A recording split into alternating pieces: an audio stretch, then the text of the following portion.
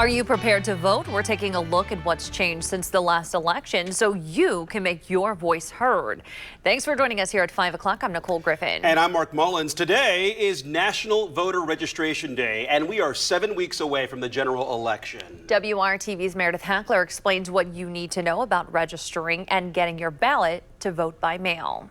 Here at the Marion County Election Board Service Center, election workers are prepping vote-by-mail ballots. Those ballots could be in your mailbox as early as next week. But if you are voting by mail or a new voter to Indiana, there are some changes you should be aware of. Every election, voters must ask permission to vote by mail. So far, according to the Marion County Clerk's Office, more than 10,000 voters have requested vote-by-mail ballots. But voters need to include some extra information this election cycle. They have to include a couple of different numbers now that they didn't before. We ask that they give us their driver's license or Indiana ID number, along with the last four numbers of their social security number. Those numbers are now required due to legislation passed at the State House earlier this year.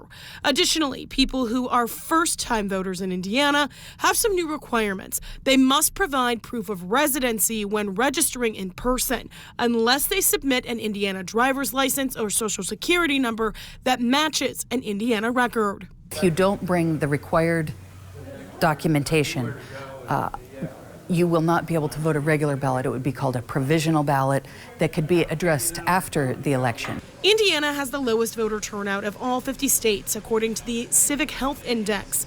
Longtime voters, like those of the baby boomer generation, hope that more people will do their civic duty this time around. The only way democracy works for everybody is if everybody participates. Oh, your vote does matter. There have been plenty of elections, large and small elections, where just a few votes make a difference. In Indianapolis, Meredith Hackler, WRTV.